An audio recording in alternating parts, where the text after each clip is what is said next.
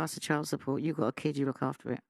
Hey, and I do. Not you, the men. I was like, I do look after my son. No, not you. Okay, I was like, no, that's why I said, no, that's what I said with regards to the child support. That's what I first said. I think that you have a kid, that you should look after it. I don't agree with men giving the women money, but I think it's disgusting that a man can have a child and not support it. So do I. But this is another thing. So this is the comments we have to make, right? Because we don't have all the answers. We have to make the comments on it.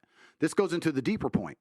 Every time a court rules in favor of a chick having $100,000 a month, that puts men off to a level. Like, it's fine if there was a baseline child support, $1,000 a month, $2,000 a month. That's if you have a kid, baseline, regardless of income. If your man wants to give you more, he does. If he doesn't, whatever. But when you come along and start saying this % of a man's income, do you have any idea how scary that is to a man who works for his money? He works for his money. And do you know why it's scary? It's not just because he's giving his money away. It's because he knows he isn't giving money to the kid. Yeah. The kid, you can raise a kid on $500 a month in most of the world. You want that kid in Gucci, you in a nice car, going on dates with another dude with my money. I'd rather burn the fucking house down than to give it to you under those circumstances.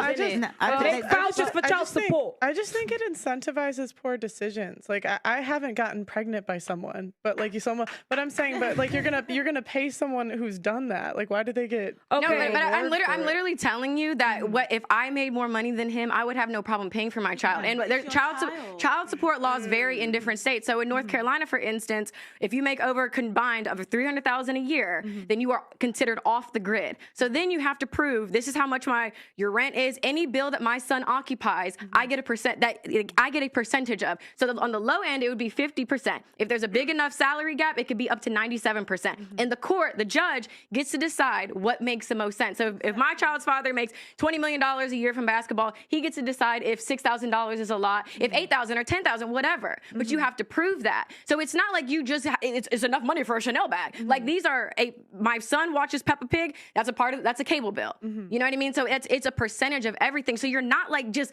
living it up. You're just living. So you're able to. There's a roof over your son's head. My whole point is that like it's all down to choices. And the man made a choice too because I can't get pregnant unless he nuts in me. I understand that, but I'm then there's nothing to argue. You understand that you're the one that's you're in control of who gets born. Abortion's legal.